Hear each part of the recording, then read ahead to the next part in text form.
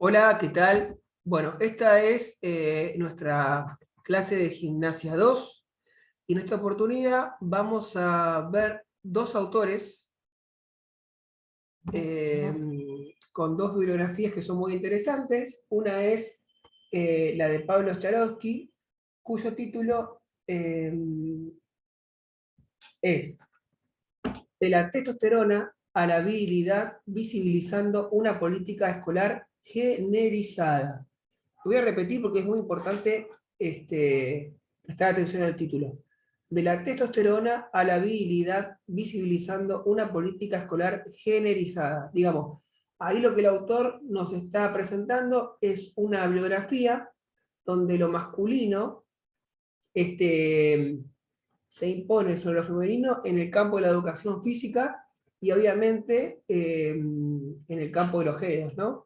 Lo masculino sobre lo femenino, no solo en la educación física, sino también en la construcción de la feminidad y la masculinidad. Y para complementar este apunte, vamos a ver otro más, que lo podés encontrar en... Bueno, este apunte de Jarosky está en el programa de la materia, que vos lo tenés en la presentación de la materia. Luego, un apunte que no está en el programa de la materia, pero que lo vamos a incorporar, lo podés encontrar en la Universidad Nacional de La Plata, en Memoria Académica, que es el de Bonami María Belén. Y el título es Las relaciones de género en el deporte y en la educación física. Bueno, fíjate que ambos tienen en común la cuestión de género, ¿sí? Quizás en el caso de Jarosky, lo que vas a encontrar es que hace referencia a una cuestión histórica que nosotros ya vimos, que tiene que ver con el inicio de la educación física en nuestro país a través de lo militar, ¿no? El vínculo del militar con el Estado, en este Estado moderno que se empezó a conformar con la generación del 80, pensemos en Sarmiento, Rivadavia, toda esa generación de políticos que se presenta en los últimos 20 años del siglo XIX y que tiene como intención incorporar los ejercicios físicos al currículum escolar. ¿Cómo lo hacen? A través de batallones militares, ¿no? Recordemos que estos batallones militares se van abriendo en distintas partes de la provincia y se van dando clases en algún momento, ya más sobre finales del siglo XIX, se van dando clases al mismo tiempo en escuelas y en batallones militares, o sea, de contenido de educación física, dictados por militares, ¿sí? En este sentido, el esgrima se presenta como una de las primeras actividades físicas. Bien, hasta ahí lo que tiene que ver con el contenido técnico, si se quiere, ¿no? Y lo vinculado puntualmente a nuestro campo, que es la gimnasia. Pero ¿qué sucede? La gimnasia no se desarrolla como un campo individual, aislado de cuestiones sociales y culturales. Si nosotros consideramos que la educación física y la gimnasia como parte de la educación física es una práctica social, cultural e histórica, no puede quedar por fuera este análisis. El análisis de qué pasa con la construcción de la femineidad y la masculinidad en este sentido, vinculado a los primeros pasos de la educación física de la mano de los militares, la gimnasia y luego sí la educación física como una disciplina que se pone de la mano de la formación de docentes en educación física de parte de la Instituto de Romero Bress. Entonces, ¿qué sucede en ese sentido dentro del currículum en la escuela y vinculado a la actividad física? Bueno, sabemos que, y esto lo dice Jarosky, que hay actividades físicas reservadas para las mujeres y otras para los hombres.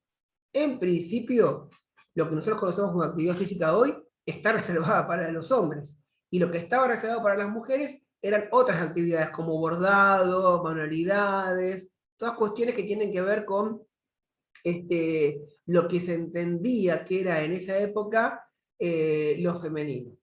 Con lo cual se fue construyendo una imagen de la mujer y una imagen del hombre, o sea, esto femenino, esto masculino, esta femenilidad y esta masculinidad en dos espacios.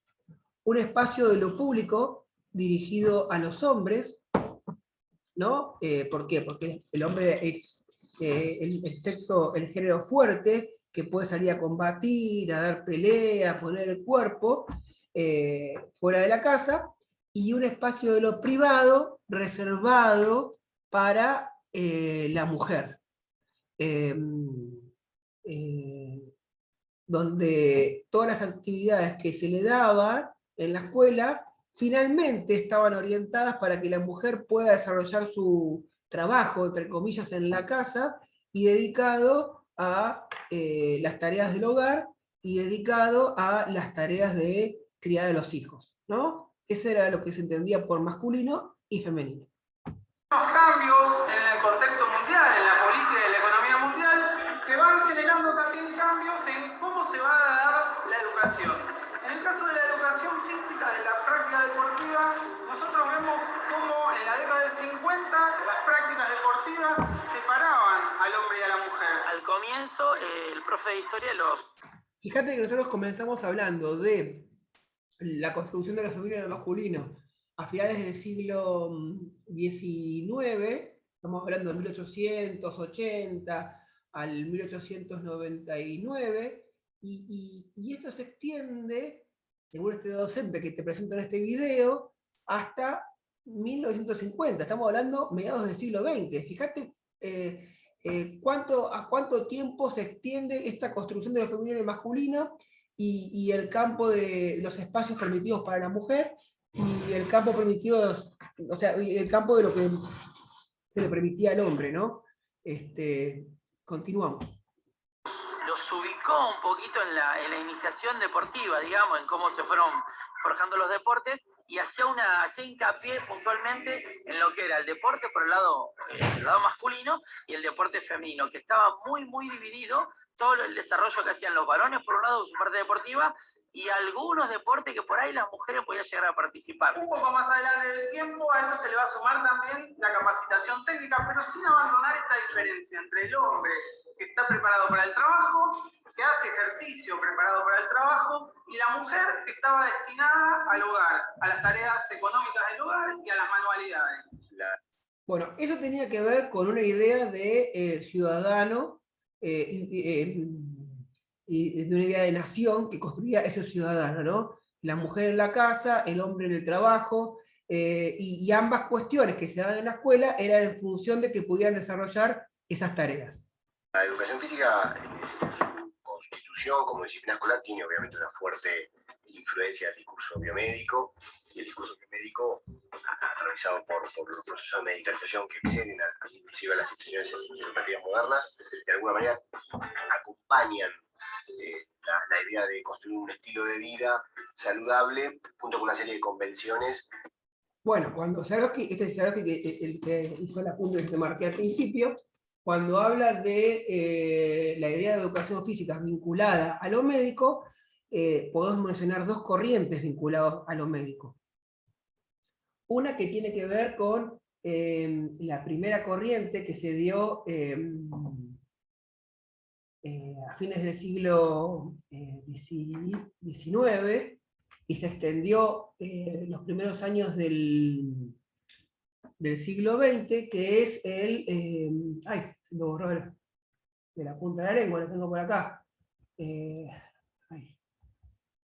ya te digo, déjame ver acá que tengo el apunte, que me va a ayudar. El higienismo. Una tiene que ver con el higienismo, ¿sí? Que lo menciona esta autora, que es Bonami, que se dio hasta más o menos el peronismo en Argentina. Y luego comienza con la década del 40 el sanitarismo. Ahí es importante ver entre el higienismo y el sanitarismo las cuestiones de base que ambos plantean, diferentes, ¿no? El higienismo nace como una respuesta en Europa a partir de la Revolución Industrial y a partir de lo que sucedió en las ciudades como Londres con la Revolución Industrial. ¿Qué sucede en Londres? Bueno, cuando estás en la Revolución Industrial y la gente se comienza a trasladar del campo a las ciudades porque las industrias están en las ciudades, se deja el campo y las ciudades comienzan a crecer exponencialmente, sin una planificación previa. ¿Eso qué acarrea? Acarrea el hecho de que la gente va construyendo en cualquier lugar y de manera casi espontánea. Y el Estado ahí casi no pudo actuar. Por lo tanto, no había cloacas, no había agua corriente, no había elementos que tenían que ver puntualmente con la higiene. Entonces eso trae, luego de la Revolución Industrial, las grandes pestes en Europa, sobre todo en Londres y en la ciudad donde estaban las industrias. Como respuestas a estas situaciones, surge el higienismo, que sostiene básicamente que para evitar estas pestes y para erradicarlas, las sociedades tienen que tener un método de vida o una forma de vida higiénica. Esto que es lavarse las manos, vivir en casas limpias, higienizarse todos los días, y aunado al higienismo vienen cuestiones tales como en la escuela, ¿no? Acá saltamos de Londres a Buenos Aires, lo que tiene que ver en la escuela, algunos preceptos del higienismo, que es pararse de determinada manera, mirar de determinada manera, hablar de determinada manera, agarrar el lápiz de una forma y no de la otra. Todas esas cuestiones están relacionadas al higienismo e influyeron muchísimo en la educación física. Ahora, en la década del 40 surge el sanitarismo. El sanitarismo tiene en cuenta estas cuestiones higienistas, pero también tiene una mirada más social y cultural, mientras que el higienismo tiene una mirada más inclinada hacia lo biológico, ¿no? Con lo que acabamos de decir, la higiene, la limpieza, esta presencia del agua corriente, de lavarse las manos, de tener una casa limpia, de higienizarnos todos los días. Además de eso, dicen, incluso lo dice Carrillo, que fue el primer ministro de salud de nuestro país. Él dice, si bien es importante erradicar todo lo que tiene que ver con la falta de higiene, también es importante darle a esas familias cuestiones como una buena alimentación, cuestiones como una educación, cuestiones como una inclusión al sistema económico para que puedan, de alguna manera, llegar también a tener agua corriente, para que tengan una casa digna, para que tengan un trabajo digno. O sea, el sanitarismo lo que hace es una inclusión, o sea, al higienismo le agrega la cuestión social y cultural, y también podríamos decir económica. Eso es básicamente la diferencia entre el higienismo y el sanitarismo, que es muy importante que lo tengas en cuenta porque ambas posturas influyen decididamente sobre la educación física. Hasta la década del 40-45 está muy presente el higienismo. Y luego, a partir de la década del 45, comienza a surgir lo que es el sanitarismo. Y fíjate vos qué importante es que en la década del 45, 50 sobre todo, comienzan a presentarse en nuestro país los llamados Juegos Bonaerenses y los Juegos Evita, donde todos los niños de todas las clases sociales pueden acceder a las prácticas deportivas. Continuamos. Que de alguna manera estuvieron fuertemente marcadas por las cuestiones de género. Y eso impidió que muchos sujetos, o sujetas en este caso, que muchas mujeres pudieran acceder a ciertas prácticas. ¿Hacían fútbol también? No, no practicaban ningún tipo de deporte. Pero ahí sería como una pelota de básquet. Pero hacían ejercicios para generar movilidad, nada más. Marcar su feminidad. Sí, en realidad eran movimientos delicados que no esfuerzo y que en realidad no estaban destinados a la práctica de un deporte, eran una pelota pero con un peso moderado, solo para agilizar los músculos. Lo que el profe explicaba cuando se originó la educación física es que estábamos totalmente separados las mujeres con los hombres, eso se encargaban los hombres. Bueno, esto también es importante lo que dice tanto el profesor como la alumna, porque, digamos, para ellos, que son de una generación actual, esto de estar todos juntos es normal y es corriente y tiene que ver con cómo entendemos la educación física hoy. Pero yo que tengo 50 años y hasta hace, no sé, hasta bien entrada la generación del 90, en las clases de educación física se separaba hombres con mujeres, o sea que no hace mucho tiempo. Vamos a hablar de 20 años para atrás.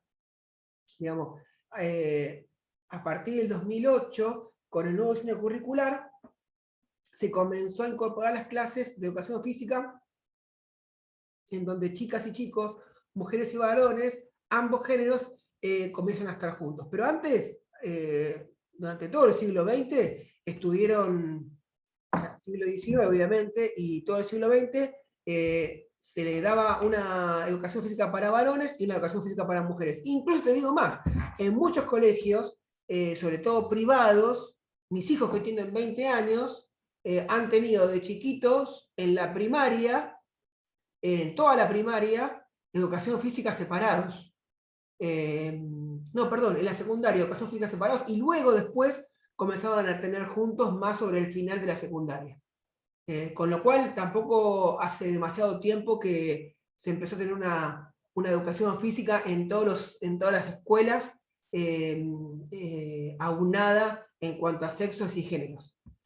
Estaba destinado a los hombres. Profe, ¿y acá en esta escuela se usaba algún uniforme especial para hacer educación física? El discurso biomédico, en su constitución, de alguna manera instaló esta idea de que la anatomía es destino. Y en realidad lo que plantean los estudios de género es justamente todo lo contrario, ¿no? De alguna manera tratan de romper con esa idea de tener, entre comillas, ciertos órganos sexuales determina forma de pensar, de sentir, de actuar o de practicar un tipo de gimnasia, deporte, o actividad lúdica, o danza, o algún tipo de práctica corporal, ¿no? Igual, Claro, cuando hablamos de un discurso biomédico y decimos que el sexo es destino, pensamos en estos conceptos higienistas que separaban al hombre y a la mujer, y al hombre le daban los deportes y actividades físicas más bruscos, por decirlo de alguna manera, y a las mujeres actividades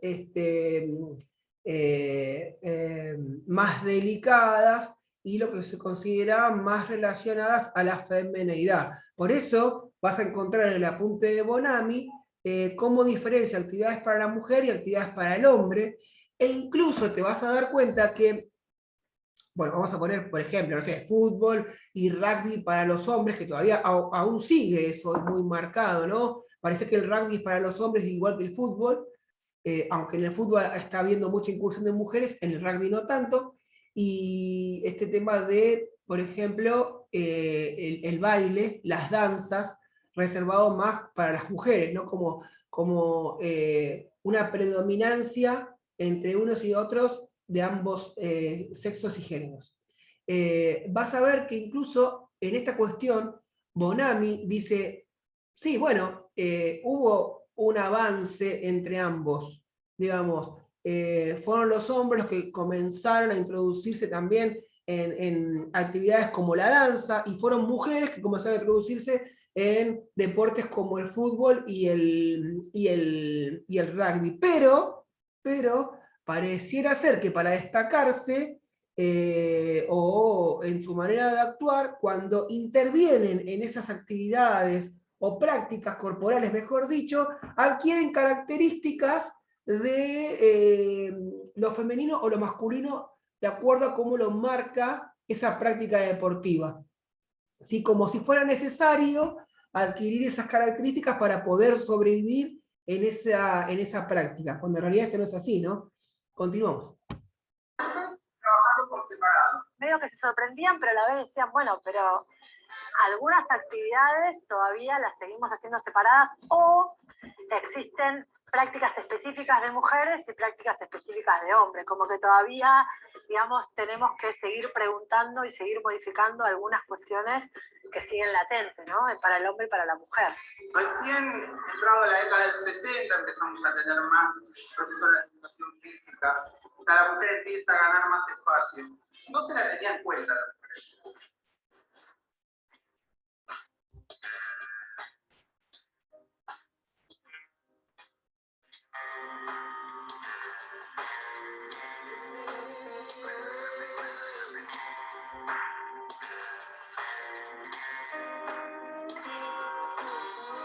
Una de las chicas estaba participando del partido de vóley y en forma simultánea al lado los varones jugando al fútbol. Y vimos a la chica un poquito distraída de su partido de vóley mirando con ganas hacia el partido de fútbol de varones. A mí básicamente no me gusta jugar mucho al vóley, no es mi deporte más. Me gusta jugar al fútbol, al handball, hacía hockey, pero el vóley no es lo mío. ¿Qué estás haciendo vos que estás jugando al vóley? Nada, siempre el vóley, yo quiero jugar a la pelota también. No sé, siempre las mujeres juegan. ¿Con los chicos? Sí. ¿Te gusta jugar al fútbol vos? Sí. ¿Te gusta jugar con los chicos al fútbol? Sí, yo no tengo problema. Vení conmigo. Tengo la confianza como para decir, chicos, yo también quiero jugar y puedo jugar. ¿Cuántos son? 1, 2, 3, 4. Bueno, pero tengo otra. Mara, por acá. Eso. Una para cada lado. ¿Listo? Seguimos parejito. Vamos a ver qué pasa. Bueno, esto es de alguna manera lo que plantea Bonami en el apunte, ¿no? Un cambio de actitud de los docentes que obviamente va a repercutir en un cambio de actitud en los alumnos y en las alumnas. Nosotros tenemos que, si en la historia se construyó una identidad de lo masculino y femenino vinculado, entre otras cosas, también a las prácticas deportivas, podemos reconstruir esa identidad de manera tal que en una clase de educación física naturalmente podemos incorporar a las clases de fútbol a las mujeres y naturalmente podemos incorporar a la clase de vóley a los hombres, sabiendo que no hay juegos para hombres ni juegos para mujeres, hay juegos y hay deportes y cada una juega e interviene en los juegos que quiere. Bueno, eso es básicamente la introducción que yo te quería hacer del apunte de Bonami y Starosky, que son dos autores que hablan sobre el género. Uno más vinculado a la historia y otro más vinculado al concepto de género y cómo se fue construyendo el concepto de género.